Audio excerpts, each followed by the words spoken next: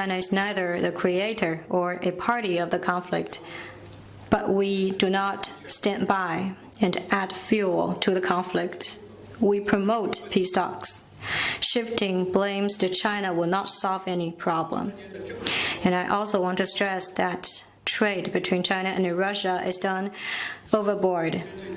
It is in accordance with the WTO rules and market principles. It's not targeted against any third party, and it brooks no interference and coercion from the other sides. And our legitimate rights and interests shall now be infringed upon. Next one. As a follow-up to the question on U.S. tariffs, does China see the U.S. tariffs as the start of a reversal in bilateral ties again? What would China do to protect its industries and exports from not just the tariffs, but from what China sees as U.S. suppression? Thank you. 希望记者重复一下提问. Could you repeat your question, please? Please turn on your microphone. Please turn on your microphone, please.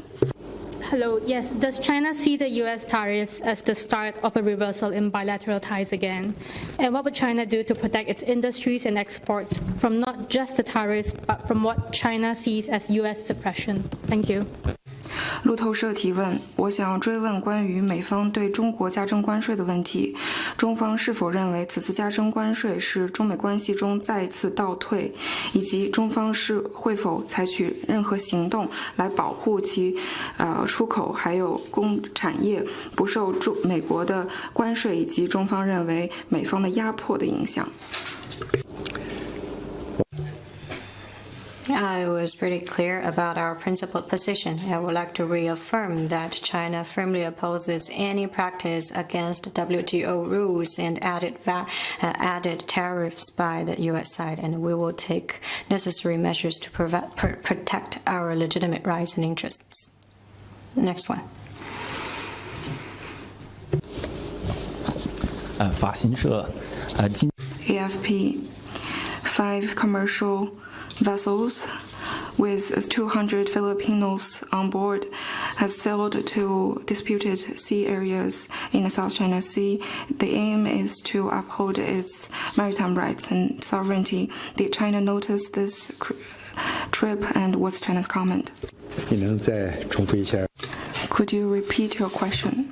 Yesterday, 5 commercial vessels with 200 Filipino fishermen on board sailed to the disputed areas in the South China Sea. The trip is to uphold sovereignty in the disputed sea. Did China notice this, and what's China's comment? 黄岩 The island is our territory, and we have irredisputable sovereignty over this. And we had goodwill arrangements about the fishing practices, and we have arrangements about supervision over such activities. China will take necessary measures in accordance with law to protect ourselves against any practices going against such stipulation. 下一个问题. Next one, please.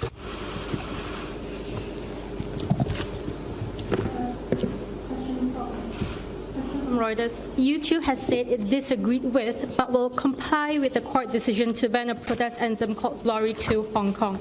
It will block access to the song inside Hong Kong. What is China's response to YouTube's decision and criticism of the court's decision? 路透社提问 ：YouTube 虽然不同意香港相关法院的决定，但是决定要执行其决定，也就是在香港不允许《荣光回归香港》这一歌曲上线。那么，中方对于YouTube 的批评以及决定有何回应？制止任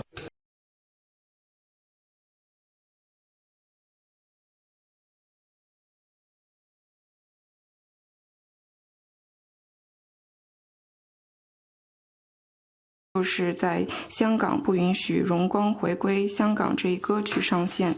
那么中方对于YouTube 的批评以及决定有何回应？制止任何 Stop anyone from instigating practices that provokes secession and humiliating anthem is our legitimate and necessary measure.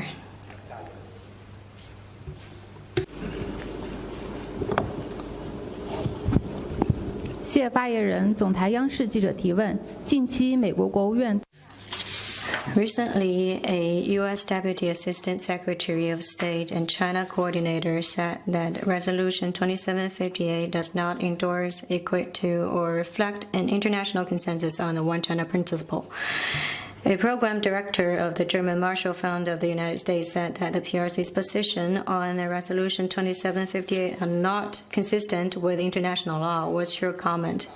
For some time, some U.S. officials, out of hidden agenda, have repeatedly made remarks to challenge the authority of UNGA Resolution 2758, trumpet the notion that Taiwan's status is undermined.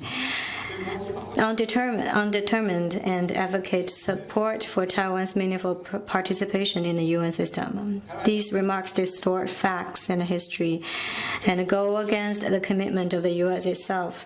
Taiwan has been part of China since ancient times. It's a historical fact and international consensus. The Carroll Declaration and the Potsdam Proclamation clearly stipulated that Taiwan, a Chinese territory stolen by Japan, shall be restored to China. These documents, with international legal effect, formed an integral part of the post-World War II international order and also confirmed Taiwan's status as China's inalienable territory from a legal perspective.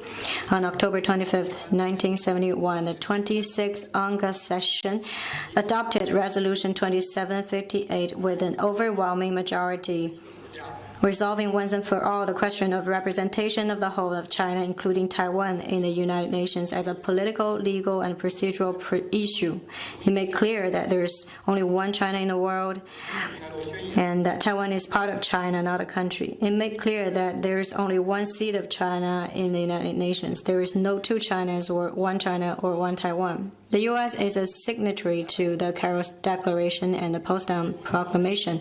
In 3 joint communiques, the U.S. clearly states that the government of the United States of America recognizes China's position that there is only one China and Taiwan is part of China. The U.S. leaders have for multiple times made commitments of not supporting Taiwan independence. But now the U.S. is publicly questioning and misinterpreting UNGA Resolution 2758, fudging and hollowing out the One China principle and the trumpeting for the participation of Taiwan in the UN system. Only for sovereign countries. This violates the commitment that it made and seeks to turn back the wheel of history. The false statements are reminiscent of the U.S. claim not long ago that the Security Council Resolution 2728 demanding an immediate ceasefire in Gaza is non-binding. The times has gone when hegemony and power politics dominated international relations. Any country, including the U.S., who tries to challenge the UNGA resolution and the One China principle will only find this futile.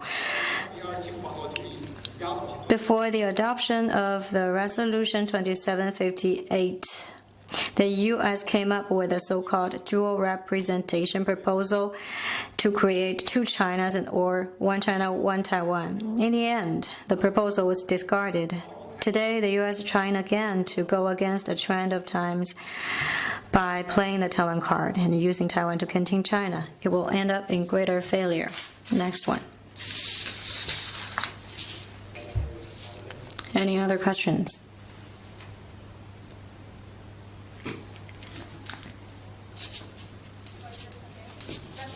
Putin will be visiting Beijing this week. We understand that Chinese Premier Li Qiang will also be visiting Moscow soon. Will Li Qiang be visiting Moscow in August? And if not, could we have an idea of when is his visit scheduled for? Thank you. 路透社提问：我们知道俄罗斯总统普京将于本周访问北京，我们也了解到中国总理李强将访问莫斯科，是在8月访问吗？如果不是，什么时候会访问？ Could you repeat your question, please? Yes, Russian President Putin is visiting China this week. We understand that Chinese Premier Li Qiang will also be visiting Moscow soon. Will his visit in Moscow be in August? If not, could you please give an idea when is his visit scheduled for? 路透社提问。 China and Russia are comprehensive partnership of coordination for the new era. We, the leaders from two sides, maintain close contact, and I have no further information to share with you in terms of the question you asked.